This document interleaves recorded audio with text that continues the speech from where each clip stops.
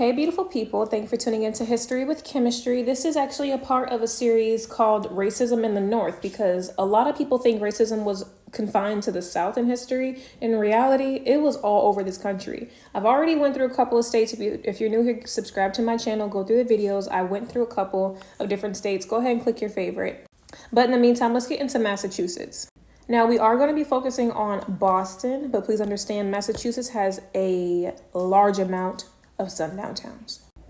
They just have a great PR team. But anyway.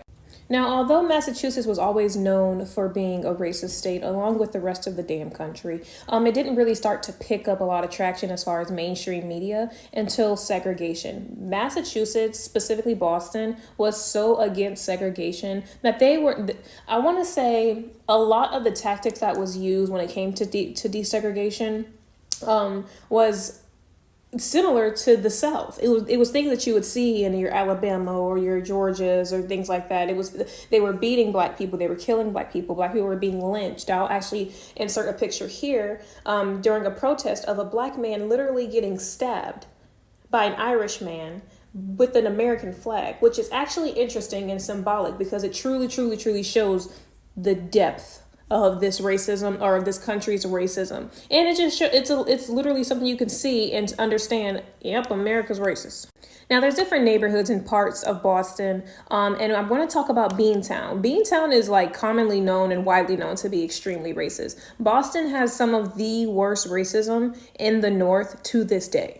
So much so that when a poll was done asking black people what's the most racist city in Massachusetts or even in America, Boston's at the top of that. Look it up.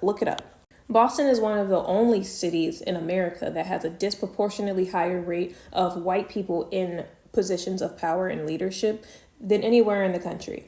Meaning black people make up less than 1% of healthcare professionals and board members and overall leadership in the city of Boston.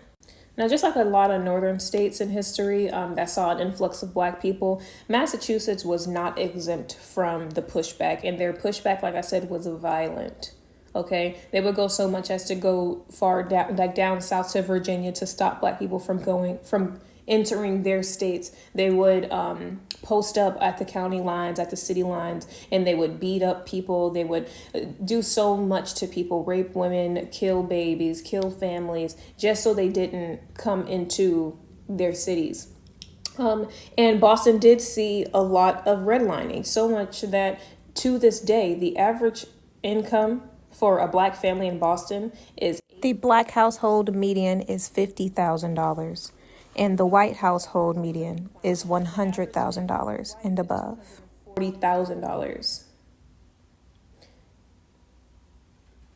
So when I talk about redlining, I actually mentioned it in a previous video. And just to briefly go into what redlining is when you draw a line on a map around predominantly black neighborhoods or neighborhoods that you're going to push black people into, and you don't help those neighborhoods at all. You don't sell to people in these neighborhoods. You don't support these neighborhoods. You don't tell anybody to help these neighborhoods. These are neighborhoods that you purposely neglect and allow to deteriorate.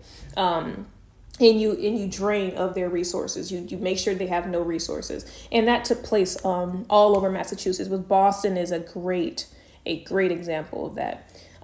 It pushed out 50-60% of its black population during the Great Migration. I keep saying mass migration, but the Great Migration. And they did that by making the black people uncomfortable, by having these KKK rallies and inciting riots and pushing black people to a point where they either stay here or they leave. And Boston is well known for that. Lots of sundown towns. We have to understand that. A lot of times if you go to Boston, you'll see way more black people or white people than black people. And the black people that you do see, you'll notice that there is a obvious wealth gap. And when you ask white people there, I've seen a video of a bunch of white Bostonians saying they don't know where that racism is and they've never seen it, and that Boston is so connected because of the Red Sox, like their sports teams is what connects them all, when in reality that's actually not true. When you ask the black people, they say a lot of times it's actually hard to get Boston Red Sox tickets because white people buy them in mass and sell them amongst each other, or you'll go in there and you're so uncomfortable that it's not even worth watching the game. Boston is extremely racist. I think the picture of the black man being stabbed with the American flag, it paints the picture, right? And this racism, like I said, goes well beyond the 50s and 60s. This goes well since the inception, since they found this land, right? But that's going to be the end of Massachusetts. I think, actually, hold on. I also want to mention Massachusetts as of recently, like the past 10 years, has seen an influx, like a deep increase in incarceration rates. And you can imagine who takes up majority of those incarcerated. Massachusetts may have been the first state to make slavery illegal, but that does not reflect in its population mindset. Because to this day, we still have racial profiling and over policing of black people in the state. And y'all ain't even got that many black people. What the fuck is y'all doing? It's almost like they want it to be an all-white state, but I'm going to end this here. I promise. Click the links in the link tree below to give me a follow on my socials. Also, subscribe. Thank you for watching. Stay tuned for more.